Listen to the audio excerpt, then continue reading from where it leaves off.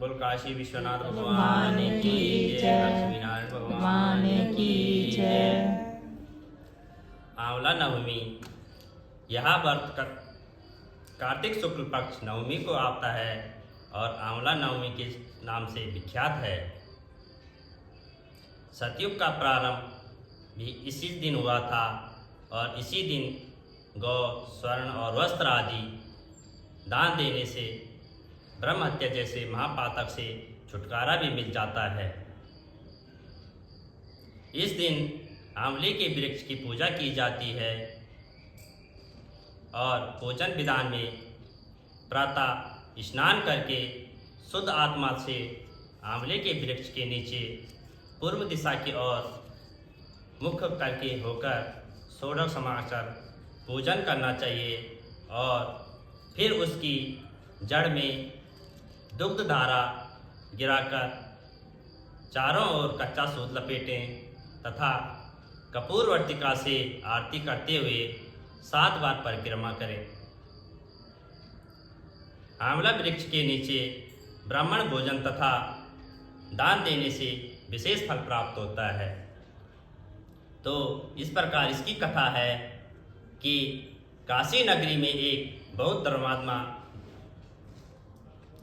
दानी तथा निसंतान एक वाणिक रहता था। वे पति पत्नी दोनों संतान के अभाव में दिनों दिन कतार तथा मलिन होते जाते थे और कुछ समय पश्चात वैश्य की पत्नी से एक ने कहा कि यदि तुम किसी पराये लड़की की बलि भैरव के नाम से दो तो यह पुत्र कामना अवश्य पूरी हो जाएगी।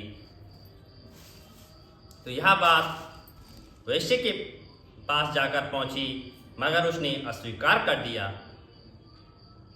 लेकिन सखी की बात वैश्य की पत्नी नहीं भूली और मौके की तलाश करती हुई एक दिन लड़की को भैरव देवता के नाम पर कुएं में गिराकर बलि दे दी। इस सत्य का परिणाम बड़ा उल्टा हुआ और लाभ की जगह उसके सारे बदन में कोढ़ बहने लगे तथा लड़की की प्रेत आत्मा उसे सताने लगी और ऐसी परेशानी देखकर वैश्य ने इसका कारण अपनी पत्नी से पूछा।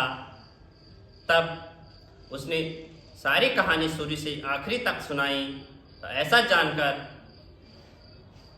वैश्य ने हत्यारिन, पापी आदि शब्दों से उसकी काफ़ी मरम्मत की और तथा बताया कि गोवध, ब्राह्मणवध का तथा बालवध करने के ही लिए संसार में भी ठिकाना नहीं है। इसीलिए तू गंगा तट पर जाकर स्नान कर और वंदना कर, तब तू भी इस कष्ट से छुटकारा पा सकती है। वैश्य पत्नी ने ऐसा ही किया और गंगा किनारे रहने लगी। थोड़े ही दिन बीते थे।